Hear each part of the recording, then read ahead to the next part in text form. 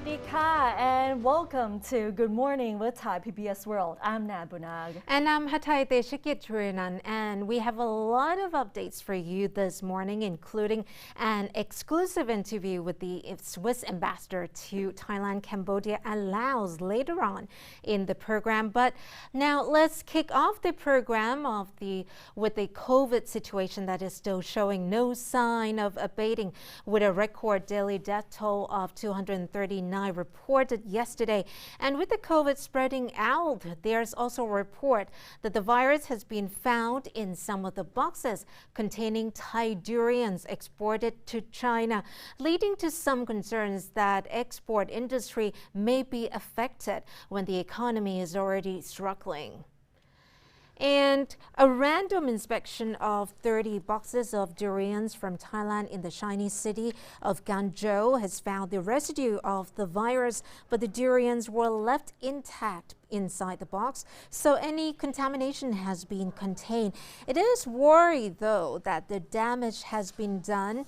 The vice president of the Durian and Mangosteen Exporters Association, for example, said that this report is rather a psychological marketing stunt, which may be affecting the export of the Thai fruit. He said he hoped that the government will solve this issue by increasing confidence among the Chinese consumers, as well as allocating vaccines for labor involved in handling the Thai fruits for exports. And Dr. Manu Lee Shwing Wong, a specialist in respiratory diseases at Vichayut Hospital, asked the public not to panic about this, as the coronavirus can only stay for a few hours on any surfaces, including boxes, according to him, while the export process from Thailand to China would take at least a day. So the virus is not likely to be there anymore. But he did say, although it might be hard to prevent transmission during the handling of the packages, receivers can protect themselves by washing their hands after touching the boxes, but there's no need to disinfect the durians with alcohol spray.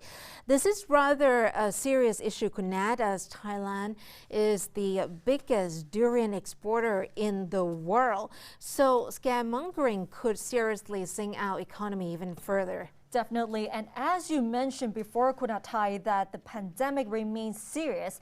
Recently, the Disease Control Department also revealed that the infection rate in other provinces have now exceeded the figure in Bangkok and nearby provinces already. So recent statistics have shown that 54% of the infections are in other provinces, while 46% are in Bangkok and its vicinities, which reflects that the virus has already spread to many provinces already. So we will still have to remain vigilant, Kunad, because the highly contagious Delta variant is actually becoming dominant and has spread out to many other provinces, actually all over Thailand right now. Especially now that we're seeing very high numbers of new COVID-19 infections every single day. And now let's move on to the issue with the vaccination. We have reported that there is only 7% of the population that have been fully inoculated against COVID-19, but with only mainly Sinovac, to be honest. And many people have been reporting that the Sinovac vaccines have lower efficacy compared to other vaccines. And this also reflects the lack of vaccines of higher efficacy in Thailand as well. So, because of the current shortage of AstraZeneca and other vaccines, especially with the mRNA type, Thailand is seeking to borrow 150,000 doses of AstraZeneca from Bhutan before returning the same amount in the future when the situation improves. The Thai government has ordered a total of 61 million doses of AstraZeneca produced by Thai firm Siam Bioscience to be delivered by the end of this year. So in most of the months, in the second half of this year, the government's initial plan was that 10 million doses will be delivered each month. But now the company said that it can deliver only 5 to 6 million doses a month, with the end of the year deadline postponed up until next year. And speaking of Bhutan, Bhutan is a country of less than 1 million people, and it started its vaccination since March and has administered over 1 million doses already. And it has also recorded less than 3,000 cases and just 3 deaths. And according to the Ministry of Foreign Affairs, the agreement is being reviewed by the government, so this is not final yet. Exactly. And still on the topic of shortage of quality vaccine, Kunat, now that Thailand has received its first but also limited edition of a Pfizer vaccine with 1.5 million doses from the U.S. government, it is also no surprise that most people want a piece of this mRNA vaccine for themselves and their loved ones, even though, of course, it's mainly for medics and other prioritized groups. Exactly. So there have been reports of nepotism and misconduct in which a hospital director in Nakhon Ratchasima got his wife inoculated with the Pfizer vaccine sent for medics at the hospital, while the chief pharmacist at the same hospital also got her husband jabbed with Pfizer as well. And there is another case, Kunad, in Nakhon Si Thammarat, in which a doctor has to resign after it was found that she got her sister a Pfizer shot. And all these cases just point to desperation, sadly, because especially now that the infections still show no sign of slowing down. Exactly. And speaking of the vaccines, we have some good news though. It will take a while eventually, as a few Thai COVID vaccine candidates are being made and tested, and one of them being developed by the Government Pharmaceutical Organization, or GPO, is entering the second phase in its clinical trials. The HXP GPO vaccine candidate is going through the second phase of human trials this week after the completion of the first phase trials, which show satisfactory immune responses in human specimens. The new clinical trials are conducted by Mahidol University's Faculty of Tropical Medicine and commissioned by the GPO. Meanwhile, the GPO director, Dr. Witun Dan Witboon, said the trials will involve up to 250 volunteers who are in good health, who have not been inoculated with any COVID-19 vaccine and are not infected by the virus. After the completion of the third phase of this trials, he said he expects the candidate vaccine to be registered with the Thai Food and Drug Administration under the Emergency Use Authorization, or EUA format, to be followed by mass production, which is tentatively due to start in the middle of next year. The plan has the capacity to roll out 20 to 30 million doses of vaccine a year and can be expanded to produce more vaccines on a continuous basis. And he also said the vaccine yield should be enough to meet the requirement of 10 to 15 million Thais.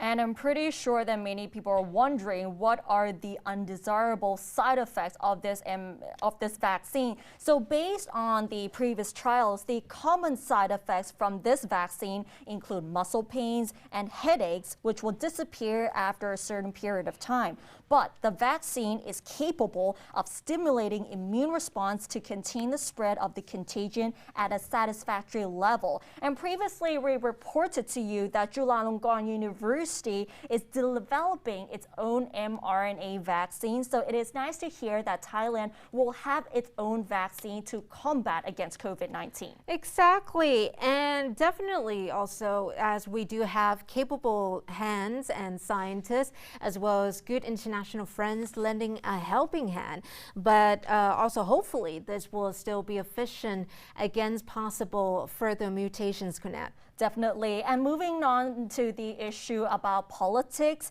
another political protest and clash with police happened once again yesterday, so we can say that this is happening every single day. And from previous protests, 2 people were shot and also in a coma, and another reportedly became blind in one eye after allegedly being hit by a tear gas canister. But police has denied, though, that any live rounds have been used. This has been confirmed by the Metropolitan Metropolitan Police Commissioner, Police Lieutenant General Pakpong Pongpetra, who said yesterday that police did not use live bullets against protesters at Dindang intersection on Monday night. But they admitted that live bullets were used by some unknown elements among the protesters.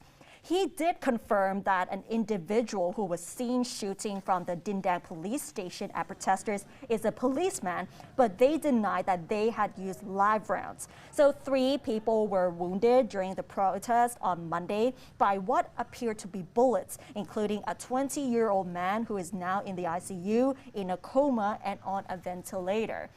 The second one who's injured and also in a coma is a teenage boy who was shot in his right shoulder, and the third sustained a wound to one of his feet. Police have questioned the teenage boy's father, who thought the shooter may have opened fire from a wastewater treatment plant, which is near the Dindang intersection. And during that protest, 13 protesters were arrested, where 5 of them are minors. The police commissioner insisted that police had strictly followed the international standard practice in crowd control, but he accused some elements of provoking violence by using lethal weapons against the police, forcing the police to respond accordingly, but with non-lethal weapons. Right, and it is sad actually, Connect, that the violence on any sides, on all sides, is becoming a norm now instead of a peaceful dialogue. But of course, with the constitutional change to the point of what the protesters actually really want and have demanded, so it is quite no surprise that street protests have become a popular option. And we can see this approach of taking to the streets dating decades back as well in Thai history. But if we look at the previous demonstrations, the police would often say that there is a reason behind the use of tear gas and rubber bullets, which of course many people are not happy about it because they believe that the police have gone way too far. Exactly. And now moving on to the news segments of the program, have you ever wondered what kind of lifestyle diplomats have in Thailand? If you are an expat yourself, maybe you would like to hear more directly from your ambassador about what your country is up to.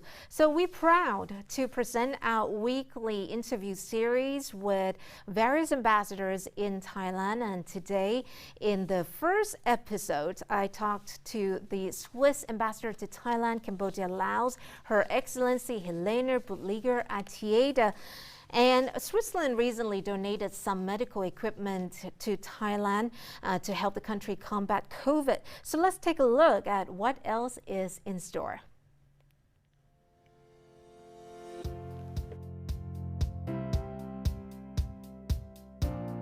Having arrived in Thailand with her husband and 3 dogs in October 2019, Ambassador Helene Budliger Artieda enjoyed a few months of normality before the pandemic hit.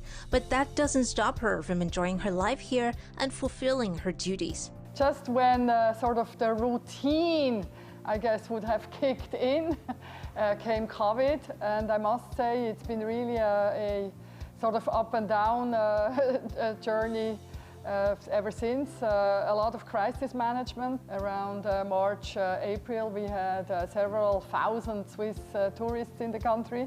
So we were really busy trying to get them out of the country. Afterwards, it was a little bit for us also the phase of allowing Swiss pensioners to return to Thailand, which was complicated for some time. But I must say, last year, since Thailand was doing so good, I also had really opportunity to work on other matters. You know, of course, I traveled, I visited Thailand both professionally and privately. Last year was possible, but I can't really say I've had a moment where I felt that I was in Thailand during normal times. Coming from mountainous Switzerland, the ambassador enjoys both the mountains and beaches in Thailand. I enjoy really both. I've been to Phuket and Samui, really enjoyed it.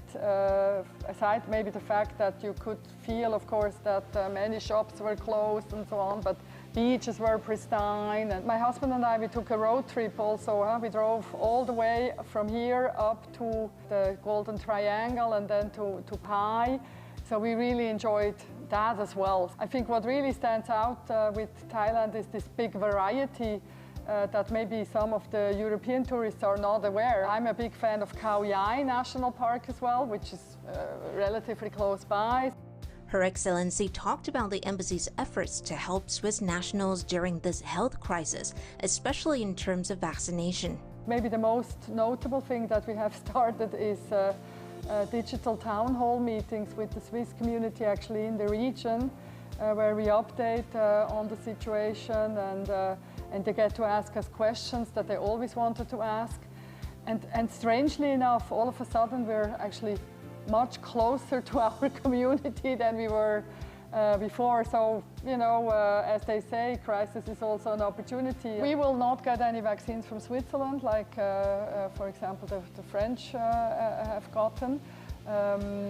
My government has discussed this, also says that they will revisit the question, but the drive for vaccination is still ongoing in Switzerland. And so they feel it's each country's responsibility. So my government very much feels responsible for the Thai citizens living in Switzerland. I felt it was quite challenging for particularly the elder community here, community members, to access vaccines. So what we have done is we've offered the embassy sort of as an intermediary. So my team phones around the hospitals, organizes group reservations, and then we ask the Swiss to register with us. In terms of bilateral relations, many projects are in the pipeline this year, apart from the donation of 1.1 million antigen test kits and over 100 respirators last month. A Thai-Swiss friendship trail in Khao Yai will be opened in December, while a Swiss corner will be added to the youth center in Yela. And knowledge will be shared on how to operate a multicultural school. This year is really a special year between Thailand and Switzerland because it marks our 90 years of friendship and trade. Since we can't do a big bash, and I think it's not the moment to sort of celebrate per se, because I think the world is really at a different stage, we have decided to actually go for more sustainable projects. We are also looking at supporting a school up north. We have a project that we're doing in one of the border schools, which you know, kids come from different cultural and linguistic background, and since our country knows how to deal with this multilingual school environment, we have decided to collaborate. An unexpected murder of Swiss woman on the resort island of Phuket earlier this month was shocking and is keeping the embassy busy, but Her Excellency is confident that the incident will not affect the Sandbox project and Thailand's reopening efforts. As embassy, we're trying to support the family as best as we can. And I really also must thank Thai authorities for the outpour of support and sympathy. I don't think it will have a long-lasting impact on how Swiss people perceive Thailand. I can say in general, I really feel very safe in Thailand. We also had the pleasantly surprising opportunity to talk to the ambassador's husband, who happened to be there. Mr. Alex Artieda de la Sota originally came from Peru, and the couple mainly conversed in Spanish. My life mainly is supporting Helene's job as an ambassador here in Thailand. She's a very active ambassador. That means she can be very busy. Also, I'm trying to make myself a little bit busy also. I love to practice this Thai sport, takraw. I'm learning with some Thai colleagues who works here in the embassy. We play every day at 5:30 in our park in the slot. Pandemic or not, the ambassador is planning to discover more of Thailand, her first Asian posting after having been in South Africa and Latin America. It's also my first Asian experience. I mean, of course, I had visited Asia both professionally and privately, but yeah, there is a difference. But that's why we picked this job, because we thrive on getting to know new cultures and new, you know, sort of traditions and new ways of doing things. So I'm really happy that I've come to Thailand. Artieda Tiranan reporting for Thai PBS World.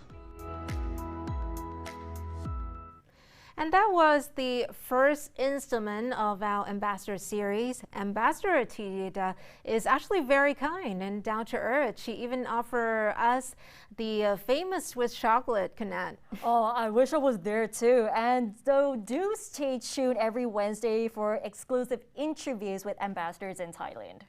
And with that, we wrap up our today's program. But also don't forget to follow us on our social media and our website, www.thaipbsworld.com, for all the latest stories and also in-depth analyses. And don't forget to catch our morning show every weekday at 7:30 a.m. only on Thai PBS. Thanks for watching. Stay safe, and we'll see you tomorrow. สวัสดีค่ะ สวัสดีค่ะ